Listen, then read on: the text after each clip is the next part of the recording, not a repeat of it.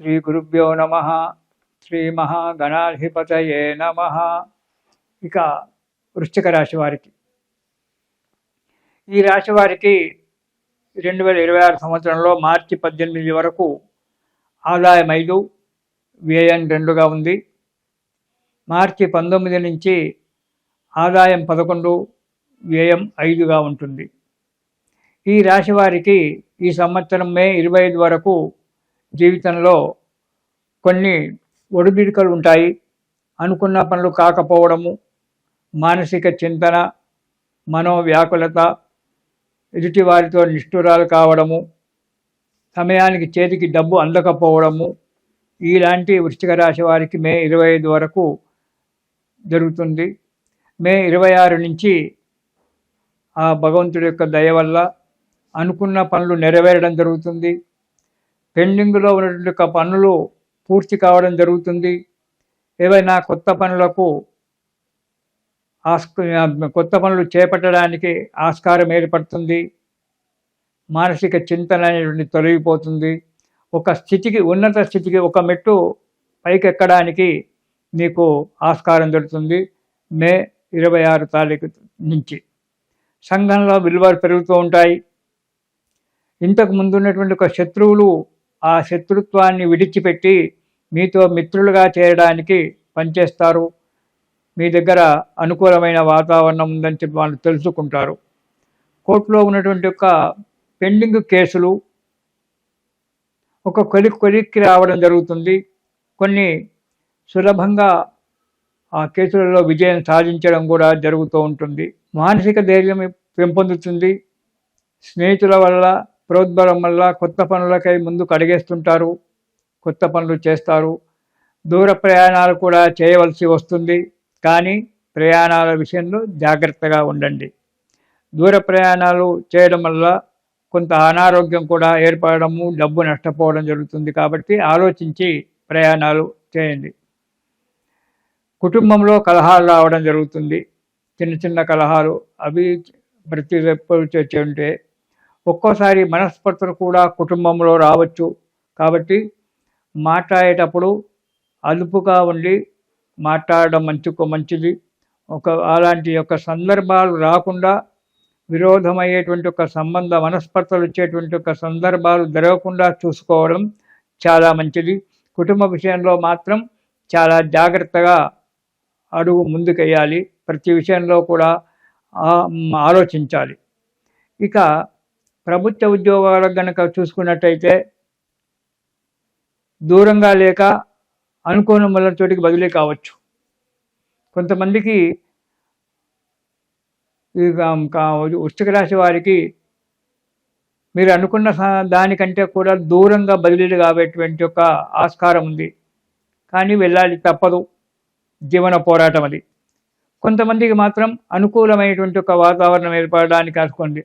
అంటే ఒకటే రాశి వారికి అందరికి ఎలా అవుతుందంటే అలా కాదు. వాళ్ళ యొక్క జన్మ జాతకాన్ని బట్టి దూరము దగ్గర అనేటువంటిది ఏర్పడడం జరుగుతుంది. ఇది మామూలు సంవత్సర గ్రహచారమే కాబట్టి ఇది వేరు. కొందరికి దగ్గరగా, కొందరికి దూరంగా కూడా పడవచ్చు. అక్కడి వాడు ఇక్కడ, ఇక్కడి వాడు అక్కడ కూడా మారడానికి అధికారం ఉంది. అధికారుల వల్ల చీవాట్లు పడేటువంటి ఒక ఆస్కారం చాలా ఉంది. కాబట్టి జాగ్రత్తగా పనిచేయడం చాలా మంచిది. లేదా కొందరు తప్పులు చేసి సస్పెండ్ కావడానికి ఆస్కారం ఉంది. ఈ తప్పులు మీ చేత జరగకుండా చూసుకోండి. ఎందుకంటే మీరు ఎవరితోనో మాట్లాడుకుంటూ, లేకుంటే అతి తెలివితోనో తప్పులు చేస్తుంటారు.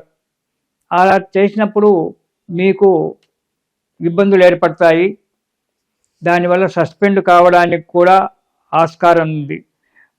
ప్రైవేట్ ఉద్యోగస్తులకు కూడా ఉద్యోగ మార్పిడి రావడము, లేదా ఆ ఉద్యోగాన్ని వదిలిపెట్టి వేరే కంపెనీకి ప్రయత్నం చేయడము, ఆ ఉన్న ఉద్యోగాలలోనే పైకి రాకుండా ఉన్నట్టుగా చేస్తూ ఉండడము, అధికారుల చేత చీబాట్లు పడడం అనేటువంటిది జరగడానికి ఆస్కారం ఉంది.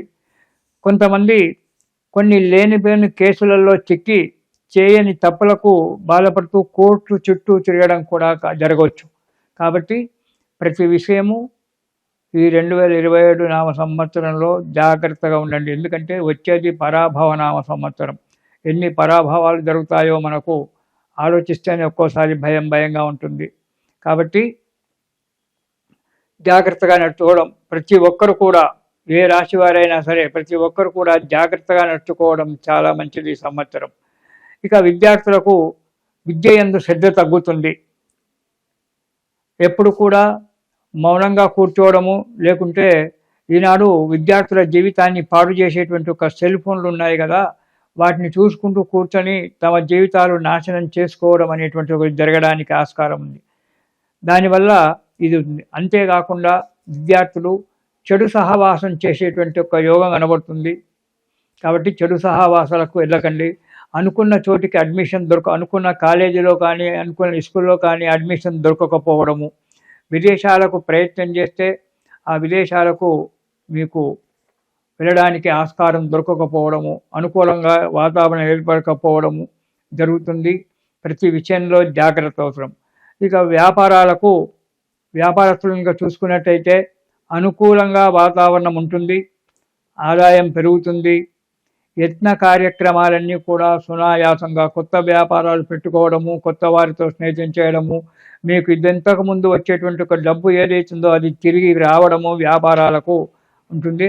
ఆదాయం బాగానే ఉంటుంది, కానీ డబ్బు ఇంటిలో ఖర్చు అధికంగా వస్తుంది.